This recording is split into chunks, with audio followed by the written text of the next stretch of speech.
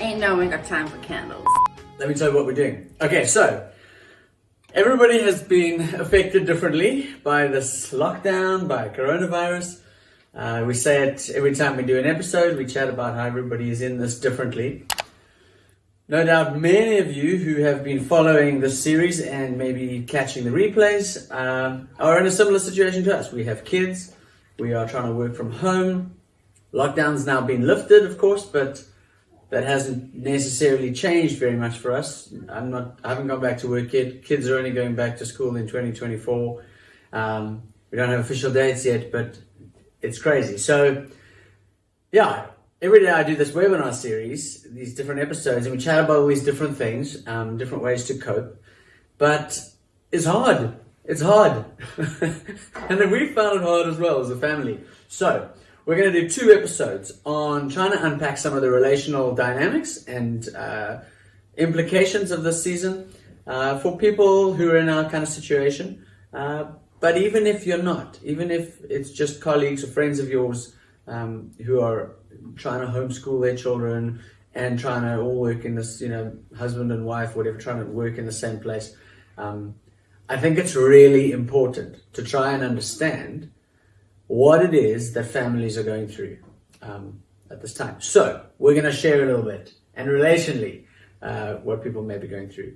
As I say, either you're in this kind of situation yourself and maybe you'll resonate, or else you have colleagues, and it's vitally important that you understand what some of your colleagues are going through. So, okay, Debbie, grab your tea. Debbie's my wife, by the way, as you no doubt have guessed. And we've been married 13 years, roughly, give or take. And yeah, we've been essentially stuck in the same house together for the last 6 weeks, or however long it's been. And it's been hard. It's been hard for Debbie. Beginning of this entire series, we talked about how divorce rates have gone up in China after their lockdown. So Debbie, first question. Do I want to divorce you? I'm thinking about what life would look like without you. At times it makes me happy, at times it makes me sad. Okay, no, but serious question. I'm being serious. What has been super hard for you? I already have my block, thanks. What has been hard for you in this time? I was saying this to a group of girls earlier that I chat with almost daily. I think what's really hard about this season is that I'm going to use the word moms, but I'm not always referring to moms. I'm talking about the one who's hands-on with kids, or majority parenting in the moment. That particular person who I'm going to refer to as moms. I think during this season, we all imagined life to slow down and to calm, because we can't go places, we can't hop in the car and do things, we can't respond to things spontaneously. So everything would slow down and we would feel a little bit of relief. And I think, if anything, the season has just amplified all expectations of primary caregivers in the home to a point that the other parenting party or partner or whatever can't actually understand. And I've said to you before, I know you can see what's going on around here, but I don't actually think you understand the weight of what is required to keep a household moving. We've had an exceptional circumstance because you've been working longer hours than you've ever worked, with a cranked up intensity at home. And I think that's one thing, but when that particular person's needs and priorities drop to the bottom of the pile, it's even harder. So not only are you trying to keep on top of everything for everyone else's sake, but you're not actually meeting your own needs, in my mind. Not you aren't meeting my needs, well, so you're certainly not meeting a lot of my needs, but we become the most insignificant and the most cared for because we're just trying to keep our heads above water in our space. Most uncared for. Well, kids can't care for us. We are just constantly giving and giving and giving and giving. Yeah, what did I say? Most uncared for. You said the most cared for. Oh, most uncared for. What kind of things have you been feeling? Resentment, frustration, guilt, impatience, a need to leave this house. That's why you go running in the morning. No, I actually do run. I think that's a big part of it. I think, I need to run. We need to manage emotions differently, and part of processing and just physically running things out is how I process and how I manage things. I haven't been able to do that, and I cannot run it and down in front of our house. It'll do my head in. And I think the expectation that people put on us unknowingly, as well as the expectation we put on ourselves, probably also unrealistically and unknowingly, is too much. It's why you have people in your organization wanting to cut down their work hours. It's why people are having complete wobbles. Like I had a complete wobble yesterday and was in tears. And I spoke to someone who had the exact same thing today. Because actually it's too much for a lot of people to handle. And it's not carried evenly for the most part between two parents. It certainly is not carried evenly in our house. You said be honest, so I'm being honest. Be very honest. I am trying. But it's you can try, but it's the things that you have no idea are being dealt with that are being dealt with all the time. Or For the record, I've officially taken over my eldest son's piano. That was my wobble yesterday. Violin lessons. That was my wobble. I had a total wobble yesterday, and Theran generously said it. And it's been the first thing you've actually taken on in 6 weeks. It's not entirely true. I've got this. You don't have to think about this. How do you think that this season has impacted our relationship? I mean, for most of it, we've just both been head down and keep doing what you're doing. You just, it's been you keep your head down and keep working. I'll keep my head down and I'll just try and not drown. Because I know that you need to do what you need to do, but it doesn't make what I'm doing any easier. It just means I've got more to carry on my own. Not because you're an unloving husband or a distant husband or father at all. It's just because primarily I look after kids. They come to me for stuff. It's my work that's going to be interrupted. It's my conversation that's going to be interrupted. It's my thought that's going to be interrupted. It's my email that's going to be interrupted. It's not going to be yours. So the pressure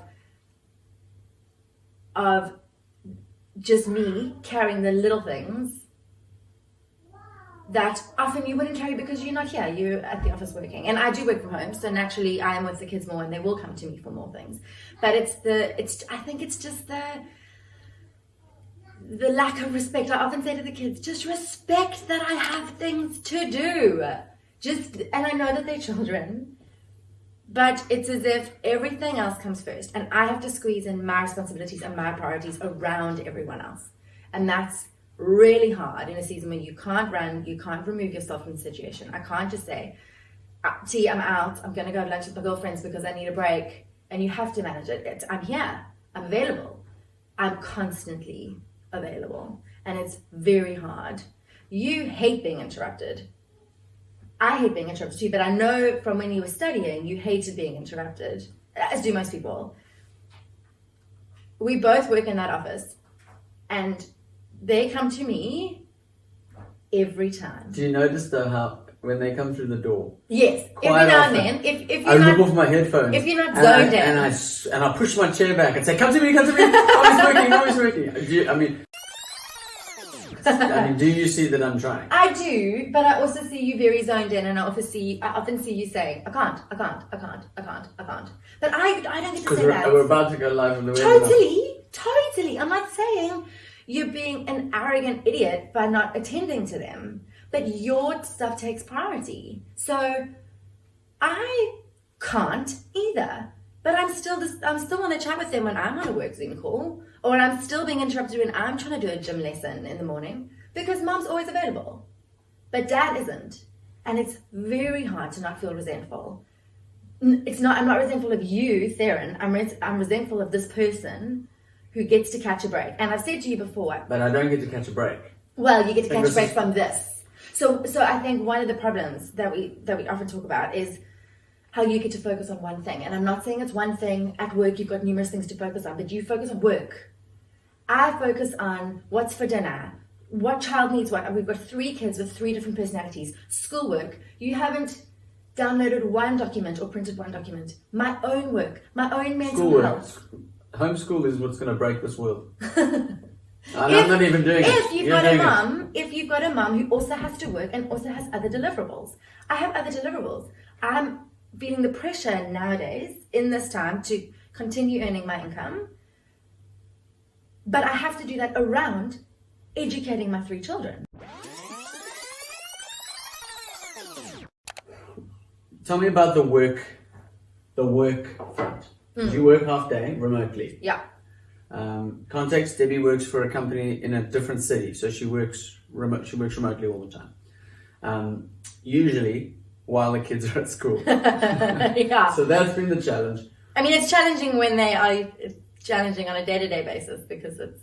What has been the impact for you with your work relationships, your work dynamic, your work load, specifically sort of professional side of this whole thing?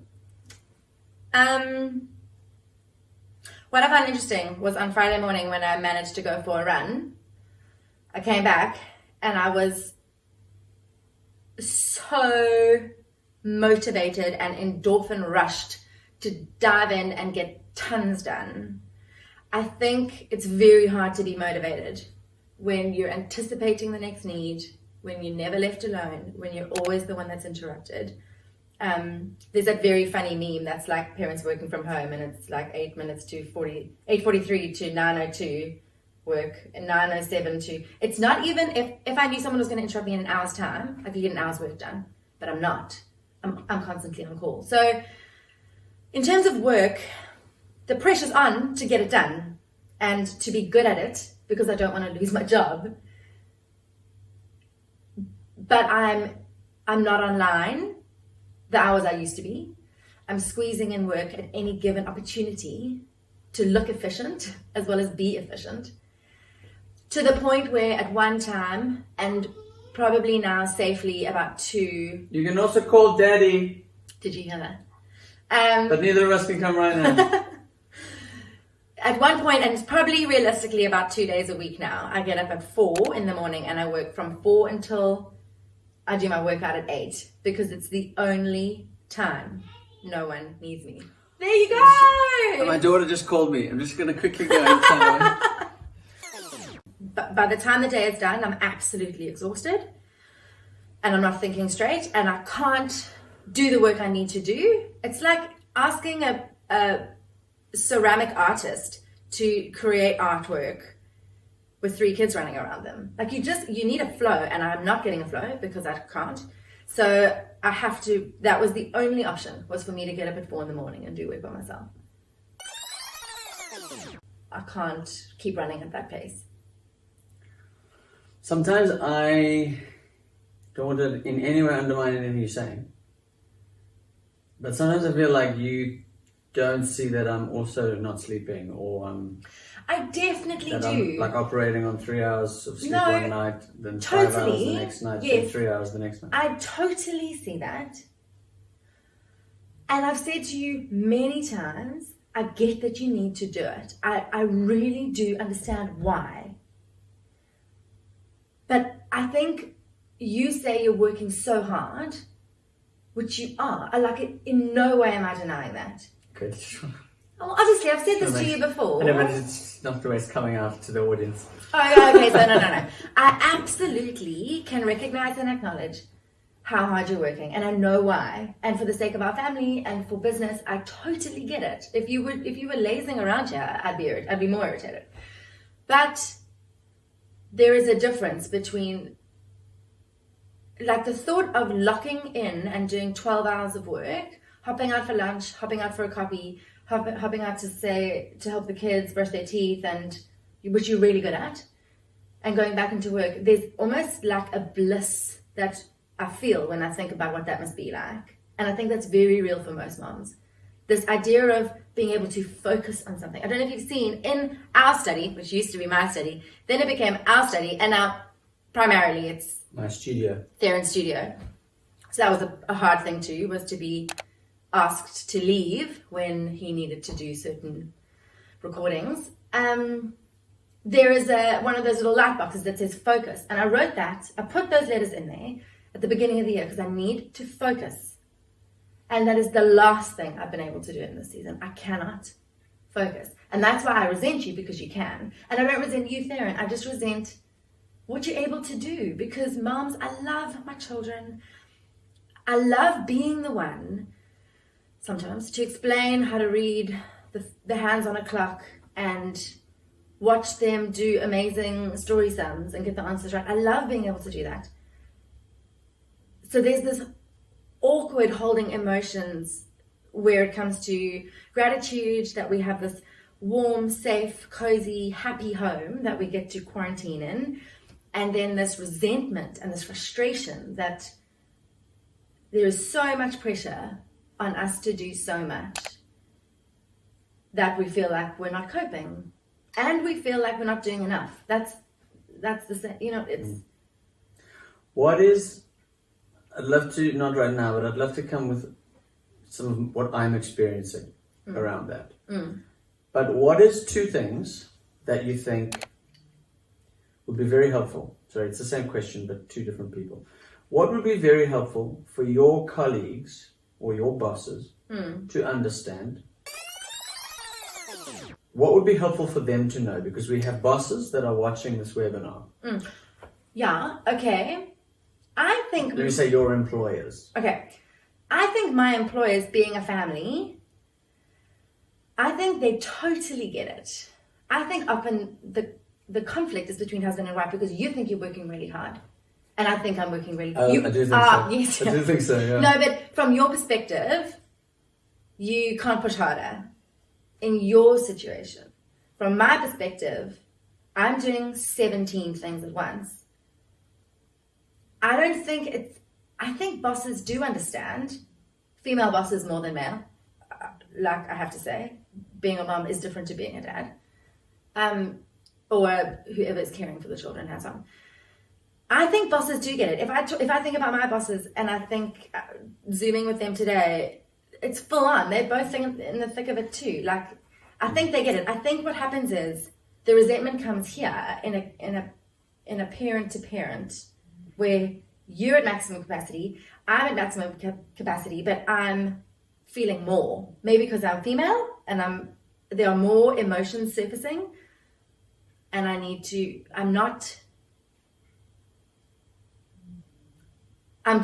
withdrawing. I'm just head down. You need to get this done. Actually, just, and maybe that's just me, but just keep your distance. Don't need anything from me because I'm already trying to please too many people in this house. If I think about my bosses, I think they get it. Okay. Second group. What do you think people with, what would you like to say to people who don't have children, but do have people? No, I'm joking. But do you have colleagues who have children? Again, maybe everything you're saying is what you'd like to say, but yeah, I think it's the same. I think your reality is your reality. So for my friends who don't have kids, this lockdown might be intense with their partners. It might be intense because they are used to being really spontaneous, or they're bummed to not be going to as many restaurants. It's the same as having 1 kid and finding it hard and having 4 kids and finding it hard. I think your reality is your reality. So for certain, and for someone who is by themselves in this quarantine, that's really hard too. So I don't think you can compare a mom trying to homeschool 3 kids and someone who's, I don't know. I mean, there are different levels, but there is each person's own individual experience. So I think I would say the same thing. I think people who are watching families try and homeschool and see the reality of when life may or may not become normal-ish again, that's and particularly young kids. Young kids are the hardest kids. And that's the furthest away date that they're going back to school. So yeah, but maybe not. I think young kids are very hard and they're very needy and they can't feed themselves and all that stuff. But I think in terms of school workload, I'm glad I don't have a grade 7 who's doing projects and assignments and recording mondelings, and I'm really grateful that I'm not there. I'm a lot happier just colouring in and sending a photo back to school. I don't think we're going to get divorced after this. No, we're not. You're concerned. No, don't be concerned. We're good at... Can I change tack a little here? Yes. I'd love to share some of what I've been experiencing. I have never in my life worked this hard and slept this little. Even when you were studying? Even when I was studying. I mean, that was full on for 3 years. But this has been full on. You know, when we started lockdown, everyone was saying, "Oh, you can have so much time on your hands." They're obviously not. They weren't thinking about people trying to, you know, make sure their business stays relevant, and people are trying to do awesome things like webinars. And I know some people have had, and perhaps our viewers have had more time than you expected. The things that have been taken out of our schedule, like, you know, driving kids to school and back, or seeing friends on the weekend, those things, so little has been taken out compared to what has been put in. Yes. From my experience. So I'm working so cuss word hard, and I do not feel the luxury of being able to focus for 12 hours. I know it may look like a luxury, but it doesn't feel like one. It feels like I have 27 hours worth of stuff I need to get done in my day. So push it out as much as I can, take a break for the kids at supper, and then dive back in. So I do not in any way feel comfort in that. But you do feel comfort by the fact that everything else is being taken care of. And I think that's what dads often forget, is that the rest is being managed. Yeah, the thing is, it's not that I take comfort in that so much as I'm a little bit unaware of that, which has been part of your complaint to me. Yeah. But the reason I'm unaware of it is because I'm just like swimming against the current. So I get that mothers in particular don't have the luxury to be able to do that. So I get that I'm not as involved. And ironically, I've even said in some previous episodes, I'm less involved now. I'm less present now that I'm working from home. I'm more absent now in this season than I am normally. Normally I have a really good work-life balance. And it's been hard because the kids have picked up on that. And we've seen that. Well, that's actually where I wanted to segue into. The impact that we are seeing in our children. A couple of questions came out from some viewers saying we'd love to look at the impact. And obviously we're not doing this as child psychologists or developmental psychologists, or maybe a case study, but it's his opinion. So take this from where it comes. But let's chat about the impact that we've felt as a family. I mean, one of the very clear things is that when there's tension with us, you know, everyone agrees. When there's tension between the parents, it's not good for the kids. So that's definitely been some of the dynamic that we're just not on the same page. We're not on the same page, and not because of the situation we find ourselves in. Not because I've got an issue with you loud chewing, or you've got an issue with me leaving the milk out. Because we're just both, the intensity has been cranked up. So we're not as jovial. We don't have the time to laugh about something or share a joke or, you know, have a braai. We're just okay. So let's chat quickly about the impact on the kids, and then I'd love to end on a positive note. Okay. Because I have no idea how long we've been chatting. This may need to be edited down. Probably too long. You can edit all my angry bits out. Yeah. All my rants. Yeah. Passive aggression.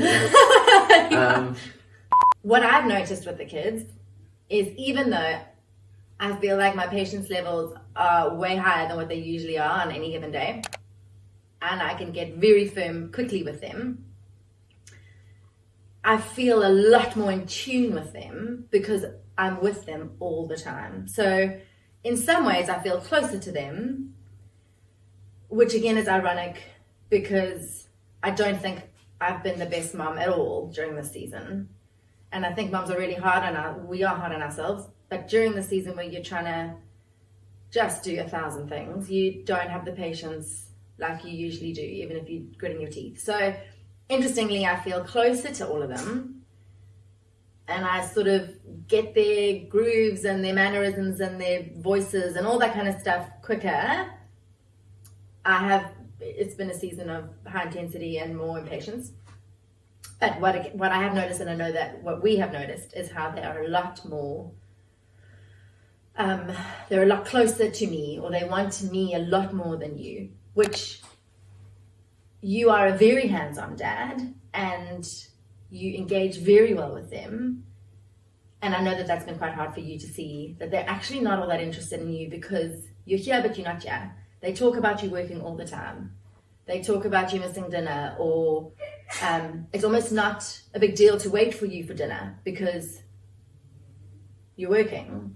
And they can sort of see where you're working. So that's also tricky. And that's been hard. Even though you've been putting up a tent, Theran's been putting up a tent every weekend to sleep with the kids in the tent. And putting in this effort, which I've been amazed by because it's not easy to put up a tent. It's just not breaking through the, thanks, this is cool, but when they want someone, they want mom. In situations where usually it would be either you or me, no big deal, like we're all one. So I've noticed that. But it's just because I'm here, which is hard and awesome. Okay, so let's end on a positive note here. You've already started speaking about some of the blessings or the benefits of it. What do you think we're doing well as a family? What advice can we offer?